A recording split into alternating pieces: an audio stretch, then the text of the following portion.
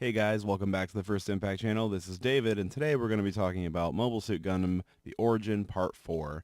This is a film that you can rent through the app Daisuki. It is $6.99 USD, and you'll be able to rent that for 72 hours. This film was directed by Takashi Imanashi, and as I said, it is only $6.99, so please go give this a rent, guys. I know that Blu-ray DVD price is like $99, and that's brutal, but here's a first look, and if you guys would like a longer look, please let me know in the comments, leave me a like, and I will just make a bigger review for you guys. But for now, these are my first impressions. So overall, I did enjoy the film. I think it is the weakest of the four so far, but it has really interesting moments that the other films do not. Now, I think the other films previous have stronger characterization, stronger storytelling, and maybe less impressive battle scenes, but the other three films stand up more cohesively than this film does. Now, as someone who does enjoy action, but tends to prefer it mixed with other great elements, this film does have good action, but I think it's fairly disjointed and its directorial artistic stance is kind of skewed comparatively.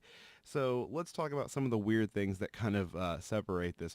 First of all, there is some very strange violence, grotesque violence, which I'm totally fine with. Gundam is a serious war story, we all know this. But it's pretty interesting that we see some really insane violence. We see someone get decapitated. We see the typical mobile suit battle stuff, but seeing someone literally get decapitated as like a person and not a mobile suit is fairly intense. And I think that that's pretty interesting. We see more characterization with Degwin Zabi and with Garma. We also see the other Zabi family members kind of get humanized a bit more, but I would still say that Cassilia and, everybody else is kind of still pretty bloodthirsty, and this is even touched on in dialogue. But it's interesting to see that Degwin is mostly being characterized more than the others because he has a lot of small roles in the original series, but his motivations are kind of more skewed and kind of gray, and we get more of that. And I think that that's actually really, really great because he is the starting founding member of what basically started the Principality of Zeon's kind of weird Nazistic overtaking of the colonies. So it's interesting to see him kind of go through with what he's done, and it gives it more explanation, and it doesn't make him seem like such a black and white villain, and I really appreciate that. So that is a really, really great thing to see. Now, there's some really awesome CGI in this film, and that is a good thing. That is also a kind of a bad thing. The CGI looks great. Now, keep this in mind, but it has problems in the sense that it's drastically different than the typical art style that is portrayed in the film and that we see predominantly. Now, when we see CGI being blended in with that in terms of using it for nature backgrounds and things of that kind of like matter, I think it's a bit more interesting. When we see it straight up with just the mobile suits, it kind of is a bit jarring when it kind of bounces back and forth. And I think the director purposely at least chose to kind of have the CGI as far removed from a lot of the basic character models as possible. And I have to commend his effort because he's well aware of what the shortcoming is and what his limitations are, but he's made it a way to work it the best that he can, and that shows a very strong directorial choice, and I'm very impressed by that. So CGI being pretty bad and good, I think overall it is good and it does contribute and lend itself very well to this film, and that's something to be pretty excited about. So be on the lookout for those amazing mobile suits and that amazing CGI background because they do look really, really good in space at least. On Earth, I would imagine it would look kind of strange, but I think that's just something that has to do with lighting and certain consistencies. Seeing Ramba Raw get fleshed out a bit more is really great. Seeing a couple of characters show up that have not really been in it much, seeing Amuro, seeing Frau, that's pretty interesting. There's not a lot of characterization with them, but honestly, you kind of get what you need from those two at least.